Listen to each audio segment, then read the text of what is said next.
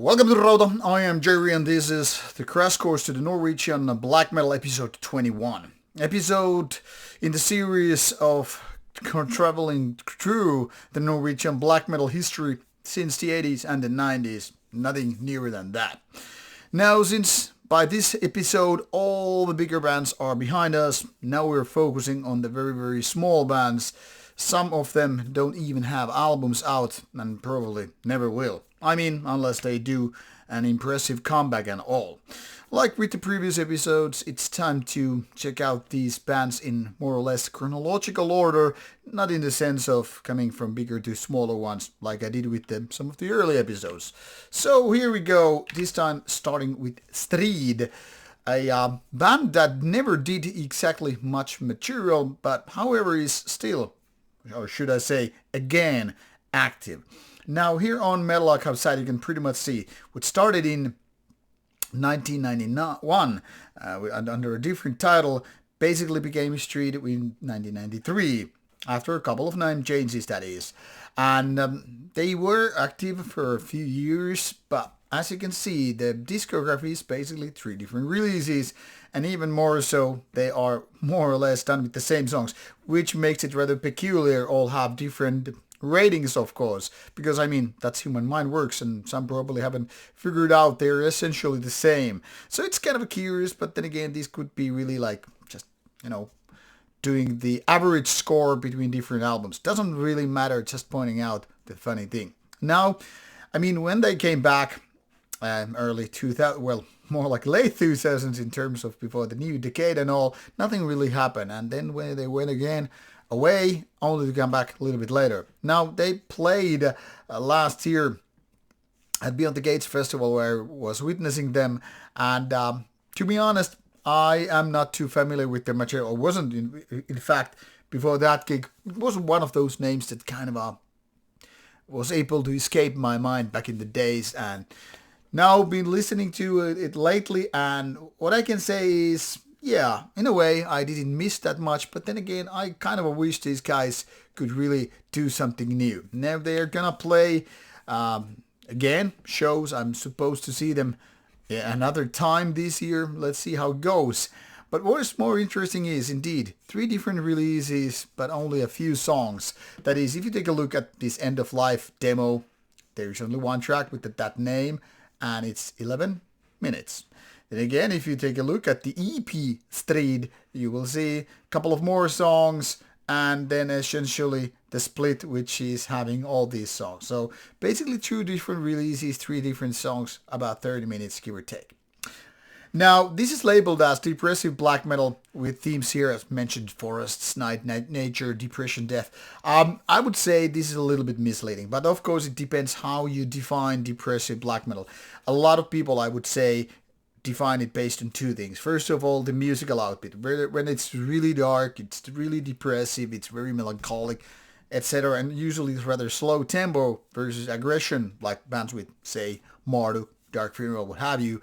I would say that is a little bit with quotation marks, meaning that, well, it could be really question mark if I really think about it. But let's not get distracted. The point here is, yes, it's definitely more on the slow or mid-tempo sections rather than fast and aggressive and all that stuff. But is it really that dark or depressive? Like, think about like Abyssic Hate or say Shining at, the mid-era especially, or other bands which would be definitely in that category, like early Forgotten Tomb especially.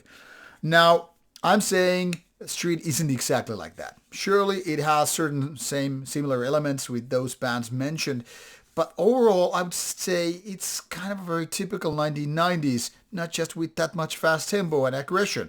But then again, there were lots of bands which wasn't all about speed and all. So it really is, in my opinion, rather revisionist take on the whole genre and all. Then again, we could really talk about it, how depressive black metal was kind of a new wave of defining a lot of early black metal elements. Now, given that End of Life comes from 1993, it's surprisingly different from a lot of other Norwegian bands which were either more really evil sounding or just majestic with the symphonic elements with keyboards and all, or then having a little bit folkier Viking elements and all. So yeah, Strid definitely had something different going on.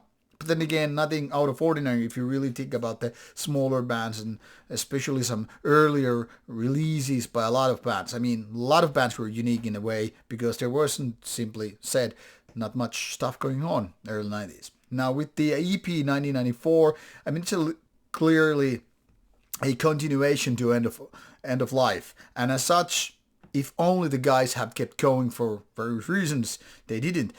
It would have been interesting to see how it would, play out with albums and all.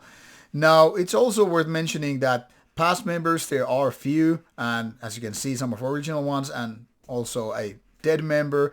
And the current lineup is mostly made of new members with the only one original one. So these all have definitely their role in the play. I mean, you can really question, is Strid the same band when there is only one band? But then again, if he is the one doing guitars and of course vocals, can you really second guess it? I mean, of course you can always second guess and question a lot of choices.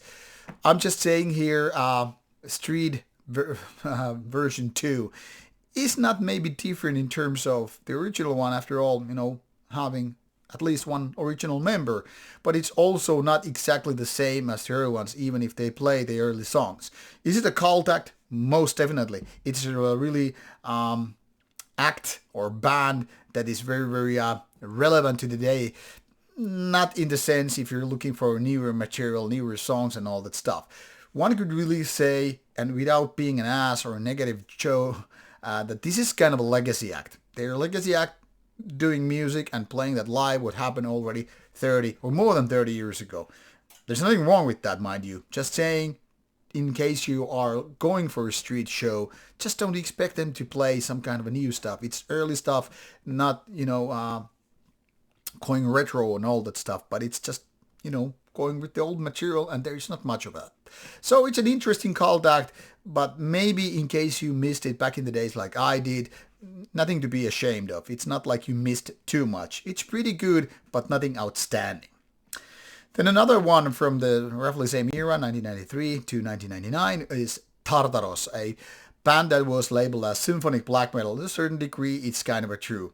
Now, this featured only one member back in the days, and he was, curious enough, a live member of Emperor at some point, which is curious enough because the Red Jewel album, 1999, the only one so far, is kind of like poor man's Emperor in so many ways. I mean, it tries to have those symphonic elements and the kind of a majestic feeling with the album, but the songwriting ain't exactly Emperor level, especially the early years. What is more important, in my opinion, as a release is this Grand Psychotic Castle a couple of years earlier, 1997, which had more, I would say, originality, better songwriting, and even better production, which is curious because it preceded the Red Jewel album. Now, if only the album had, become better in terms of production, songwriting, it could have been better than Grand Psychotic Castle, and it would have been interesting to see where this band would have gone if only it kept going. For whatever reason, nothing really happened. 2000s, it only existed for a few years, maybe, just maybe, like a wild guess, educated one if you will. One of the reasons is that there was only one member, and when one member loses his motivation or time or whatever, there's nobody else to just, keep the workshop going on, and that's how projects died. Very typical for solo projects. To be honest, in hindsight, I would like to have seen how this whole thing would have evolved later on if only there was something more to it, that is. It only was like a real band. But unfortunately, this is one of those cult acts that exist for only for a few years, a couple of releases. It's more like those butterflies that only live through the day and then they die. So interesting cult act, much like, for me, like Strid. I missed it back in the days, and to be honest, nowadays it doesn't really have the 1990s feeling when things are new and all that stuff. So it's kind of a one of those missed things and not having the same effect anymore. So for me, best of the pile of this trio is Zyklon-B, a side project that existed also for a few years, technically speaking from 1995 to 1999. Much like Strid, there is not much to talk about. I mean, you see here 4 different releases, but let's be honest about it. It's just basically recycling these different songs. So in essence, there is only Blood Must Be Shed, an EP with just 3 songs and less than 11 minutes. As you can see, this is all about very violent, very warlike approach. And if you're now thinking of the Swedish act War, well, there are strong similarities. Both are kind of made of supergroups back in the days. Now, Zyklon-B started with already this badass name, referring to like pre-NSBM things, of the 1940s and Nazi Germany and all that stuff. So it was already thought-provoking back in the days just with the name and then with the EP name and then with the cover and all. But what is more, and what was more important back in the days for a lot of us young guys, Frost from Satyricon as drummer, also of 1349, but let's be honest about it, he's mostly known for Satyricon. Someone from Emperor as guitars, Isan doing keyboards, Aldran doing vocals. This was like the Norwegian all-star band back in the days. I mean, take a look at the lineup and let it sink. Satyricon members, Emperor members, Dödheimsgard members, and of course these guys had other projects as well. So a lot of talent in one and the same band, which only did an EP. It's really a shame because this EP started strongly and it could have been something else. But I guess all these guys were just too busy with the main bands and this was just an outlet, as a side project. But to be honest, Blood Must Be Shed is a good EP. It's not outstanding, but back in the days it felt so bad. It was something different, something so fierce, and to be honest, it got out quite early on, 1995. Whereas a lot of other bands with similar all-star project came out later on. And of course, in comparison, of course, you feel like Zyklon-B was definitely there as a pioneer act of sorts. Now, it's pretty good of an EP still, and it's easy to digest with only 11 minutes and all. And it's kind of a shame they never really kept it going. It would have been interesting to see what would have happened if they had more time to do more songs, take it to a full album, because as the saying or idea goes, it's easier to do a 3-song demo and make it sound good than a full album that when you have something like 30, 40, 60 minutes of music. Easier to do individual 3 different songs than a full album. That's kind of a given. But yeah, it's something that, in case you missed back in the days, I didn't. But if you did, definitely worth going back to, because while it's not phenomenal, it was something fierce and still is.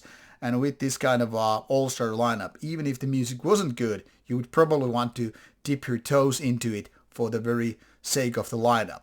So all 3 different bands non-existent anymore in terms of new material, Strid being the only one which even does gigs and all. So give them a go and find yourself immersed early 1990s black metal with a little bit different angle than a lot of those bigger bands. Not gonna guarantee you like them all, but it's worth a visit because there's not too much to listen, so it's not gonna take too much of your time. Links are in the description box, so you can just really easily find them. In terms of Zyklon-B, for example, and Strid, the stuff is on Spotify, for instance. And of course, you can use YouTube search for the rest of the material. Now, off you go. Take care and enjoy. The next episode will go even more smaller bands. So let's talk about those in the next episode. Until then, bye-bye.